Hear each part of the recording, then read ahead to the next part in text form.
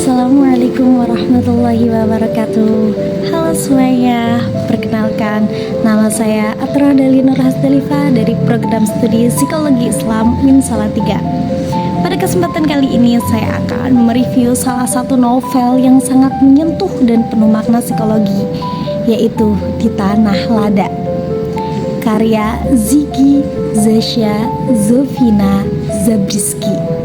Novel ini diterbitkan oleh Grasindo pada tahun cetak pertama, yaitu tahun 2015, dengan tebal buku sekitar 289 halaman. Buku ini saya pilih karena isinya sangat relevan dengan kajian psikologi umum, terutama berkaitan dengan perkembangan anak dan dinamika keluarga. Novel ini menceritakan sisi kelam dunia dari sudut pandang dua orang anak kecil yang bernama Ava dan juga P. Mereka adalah anak-anak yang tumbuh dengan luka yang disembunyikan di balik kata-kata, iya, gak apa-apa, aku ngerti." Mereka adalah anak-anak yang dituntut untuk memberikan pengertian terhadap kondisi keluarga dan juga lingkungannya sebelum mereka mempunyai kemampuan untuk memahami dan juga mencintai dirinya sendiri. Jadi, Salva ini hidup di keluarga yang tidak bahagia. Ayahnya sering bersikap kasar, melakukan kekerasan terhadap ibunya, dan sementara ibunya hanya bisa diam, mencoba bertahan dalam situasi yang tidak nyaman dan sangat menyakitkan. Salva tumbuh di tengah suasana yang keras, namun hatinya lembut, peka, penuh rasa ingin tahu. Dia sering bertanya-tanya, apa sih sebenarnya arti cinta, kasih sayang, dan juga kebahagiaan itu. Di tengah kesedihannya itu, Salva punya satu sahabat yang bernama P. Melalui persahabatannya dengan P, Salva belajar melihat dunia dengan cara yang lebih sederhana, lewat permainan, imajinasi, dan juga percakapan polos anak-anak. Tetapi di balik kepolosannya itu tersimpan luka batin yang sangat mendalam. Dari sini membuat kita sadar bahwa tidak semua anak tumbuh di rumah yang penuh tawa. Ada juga anak-anak yang tumbuh dalam sunyi dan juga ketakutan. Aku rasa kita ini hidup di tengah masyarakat yang cenderung akan memuji kepada anak-anak yang bersikap dewasa sebelum waktunya. Contohnya seperti anak kecil yang terlalu penurut, mereka yang tidak pernah menuntut, dan juga mereka yang terlalu pengertian. Tetapi setelah aku membaca novel Di Tanah Lada ini, aku menyadari satu hal. Ternyata yang kerap kali masyarakat berikan itu bukanlah sebuah pujian, tetapi justru bentuk pengabaian terhadap kondisi mental seorang anak. Novel ini tuh sangat menggambarkan bagaimana sih pola asuh yang keras, juga adanya kekosongan peran orang tua, itu bisa membentuk anak-anak menjadi seseorang yang pesimistis terhadap masa depannya. Novel ini juga menjadi tamparan keras untuk kita yang tumbuh secara terkekang dan tidak optimal agar bisa mengusahakan kesembuhan dan juga berdamai dengan diri sendiri. Karena luka pengasuhan itu bisa banget diwariskan kepada anak-anak kita nantinya, yang jelas mereka itu tidak bersalah. Kisah ini sangat menarik. Tokoh Salva menggambarkan seseorang yang tengah berusaha bertahan dari kekerasan dengan menciptakan dunia imajinasinya sendiri. Dalam psikologi, hal ini disebut dengan mekanisme pertahanan diri, yaitu cara seseorang melindungi dirinya sendiri dari rasa sakit dan juga trauma.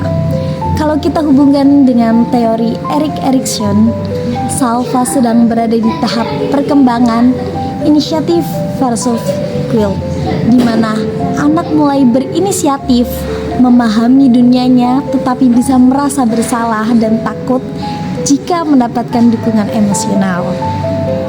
Sementara ayahnya menggambarkan seseorang yang gagal mengelola emosi. Mungkin ia juga menyimpan trauma masa lalu yang tidak terselesaikan hingga melampiaskan dalam bentuk kemarahan dan juga kekerasan. Hal ini sejalan dengan pembelajaran sosial dari Bandura yang mengatakan bahwasannya Perilaku agresif bisa saja muncul karena hasil pembelajaran dari lingkungan atau pengalaman sebelumnya. Selain itu, kisah Salva ini juga sejalan dengan teori attachment dari John Bowlby yang menekankan pentingnya kelekatan emosional antara anak dan orang tua. Kelekatan itu menjadi dasar munculnya rasa aman dan kepercayaan diri di masa depan. Jika dilihat dari sisi keislaman, dalam Islam pun hal ini sangat ditekankan. Allah berfirman dalam surat An-Nisa ayat 36, "Dan berbuat baiklah kamu kepada kedua orang tua, karib kerabat, anak yatim, orang miskin, dan juga tetangga yang dekat." Ayat ini mengingatkan kita bahwasannya keluarga dan juga kasih sayang adalah pondasi kehidupan yang sehat, bukan hanya secara sosial tapi juga secara psikologis dan juga spiritual. Kasih sayang dalam keluarga dalam hal ini juga sangat dijunjung tinggi dalam agama. Seperti yang terkandung dalam surat Ar-Rum ayat 21, yang artinya di antara tanda-tanda kekuasaannya ialah Dia menciptakan untukmu pasangan hidup dari jenismu sendiri, supaya kamu merasa tentram kepadanya dan dijadikannya di antaramu rasa kasih dan sayang. Ayat ini menunjukkan bahwa ketenangan dan kasih sayang adalah dasar dari rumah tangga yang sehat. Ketika kasih sayang itu hilang, maka dampaknya bukan hanya pada pasangan, tetapi juga pada psikologi anak yang akan menyiksanya. Selain itu, Rasulullah juga pernah meriwayatkan sebuah hadis, yaitu bukan termasuk golongan kami orang-orang yang tidak menyayangi anak-anaknya dan tidak menghormati orang yang lebih tua. Hadis ini menegaskan bahwa kasih sayang adalah bagian daripada iman, dan mendidik anak dengan kelembutan adalah tanggung jawab spiritual sebagai orang tua, sekaligus itu merupakan suatu nilai moral. Jadi, jika kita hubungkan dengan kisah Salva, kita bisa melihat betapa pentingnya peran orang tua sebagai sumber rasa aman. Dan tanpa kasih sayang, anak bisa kehilangan arah, kehilangan rasa percaya, bahkan kehilangan harapan. Yang membuat novel ini begitu kuat adalah gaya bahasanya. Ziggy menulis dengan gaya bahasa yang sederhana, tetapi maknanya sangat mendalam. Ia menggunakan sudut pandang anak kecil yang menggambarkan dunia orang dewasa yang begitu rumit. Hasilnya, pembaca bisa benar-benar merasakan antara kepolosan dan juga kesedihan yang dialami oleh tokoh ini. Bahasanya juga puitis, tapi bisa membuat kita tersenyum karena kepolosan Salva. Namun di saat-saat yang sama juga, hati kita merasakan perih, pilu karena tahu betapa beratnya beban yang ditanggung oleh Salva ini. Kalau membicarakan tentang kekurangan novel ini, mungkin di awal-awal cerita Ziggy menggunakan gaya bahasa yang agak rumit dan sedikit simbolik. Tetapi kalau kita terus membacanya dengan hati, perlahan semuanya akan terasa hangat dan juga jujur.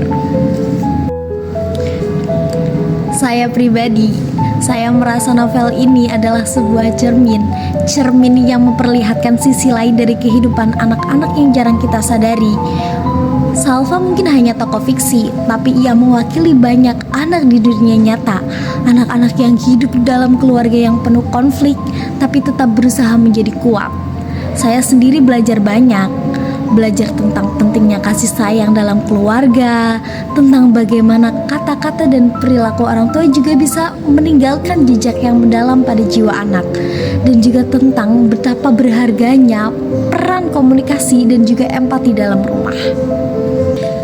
Saya sangat merekomendasikan novel Di Tanah Landa ini untuk dibaca oleh siapapun, baik oleh mahasiswa psikologi, guru, calon orang tua, maupun siapa saja yang ingin memahami isi psikologi manusia dari sudut pandang anak. Novel ini mengajarkan kepada kita bahwasannya luka masa kecil bukanlah akhir dari segalanya. Dengan kasih sayang, doa, keikhlasan, setiap luka bisa sembuh dan berubah menjadi kekuatan. Dari Ava, kita belajar bahwa bahkan di tanah yang seperti lada, tempat yang pedas dan menyakitkan, masih bisa kok untuk tumbuh bunga-bunga harapan dan juga cinta yang lembut. Terima kasih sudah menyimak review saya, semoga bermanfaat dan menginspirasi kita.